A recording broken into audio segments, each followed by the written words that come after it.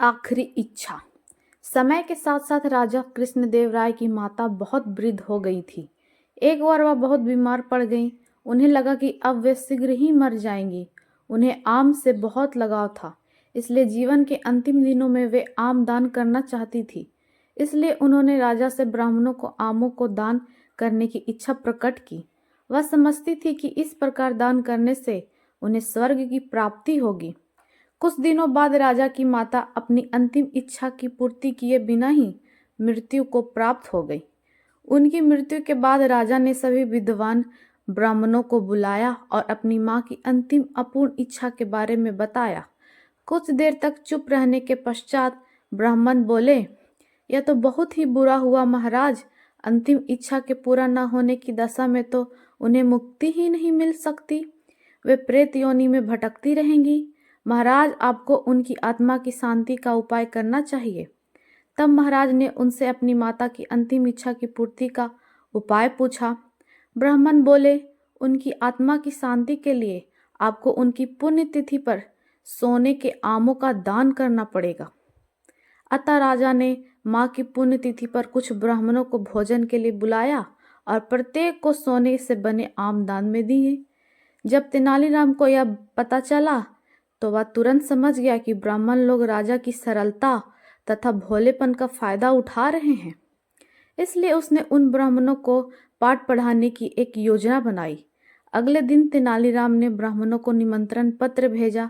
उसमें लिखा था कि तेनालीराम भी अपनी माता की पुण्यतिथि पर दान करना चाहता है, क्योंकि वह भी अपनी एक अधूरी इच्छा लेकर मरी थी। जब से उसे पता चला है कि उसकी माँ की अंतिम इच्छा पूरी न होने के कारण प्रेत योनि में भटक रही होंगी, वह बहुत ही दुखी है और चाहता है कि जल्दी उसकी माँ की आत्मा को शांति मिले।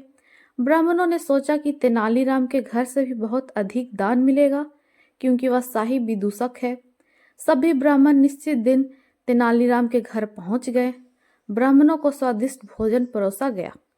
भोजन करने के पश्चात सभी दान मिलने की प्रतीक्षा करने लगे। तभी उन्होंने देखा कि तेनालीराम लोहे के सलाखों को आग में गर्म कर रहा है। पूछने पर तेनालीराम ने बोला, मेरी माँ फोड़ों के दर्द से परेशान थी। मृत्यु के समय उन्हें बहुत तेज दर्द हो रहा था। इससे पहले कि मैं गर्म सलाखों से उनकी सिकाई करता, वह मर चुकी थी। अब उनकी आत्मा की शांति के लिए मुझे आपके साथ वैसा ही करना पड़ेगा जैसे कि उनकी अंतिम इच्छा थी। यह सुनकर ब्राह्मण बौखला गए। वे वहां से तुरंत चले जाना चाहते थे।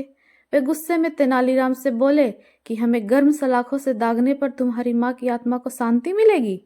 नहीं महाशय, मैं झूठ नहीं बोल रहा। यदि सोने के आम दान में देने से महाराज की माँ की आत्मा को स्वर्ग में शांति मिल सकती है, तो मैं अपनी माँ की अंतिम इच्छा क्यों नहीं पूरी कर सकता। यह सुनते ही सभी ब्राह्मण समझ गए कि तेनालीराम क्या कहना चाहता है। वह बोले, तेनालीराम, हमें क्षमा करो, हम वे सोने के आम तुम्हें दे देते हैं, बस तुम हमें जाने दो। तेनालीराम ने सोने के आम लेकर ब्राह्मणों को जाने दिया, परंतु एक लालची ब्राह्मण ने सारी बात राजा को जाकर बता दी। यह सुनकर राजा क्रोधित हो गए और उन्होंने तेनालीराम को बुलाया। वे बोले, तेनालीराम, यदि तुम्हें सोने के आम चाहिए थे तो मुझसे मांग लेते। तुम इतने लालची कैसे हो गए कि तुमने ब्राह्मणों से सोने के आम ले लिए। महाराज, मैं लालची नहीं हूँ, अपितु मैं तो उनकी लालच की प्रवृत्ति को रोक रहा था। यदि वे आपकी माँ की पुण्यतिथि पर सोने के आम ग्रहण कर सकते हैं तो मेरी माँ की पुण्यतिथि पर लोग है कि गर्म सलाखें क्यों नहीं झेल सकते। राजा तेनालीराम की बातों का अर्थ समझ गया। उन्होंने ब्राह्मणों को बुलाया और उन्हें भविष्य में लालच त्यागने को कहा।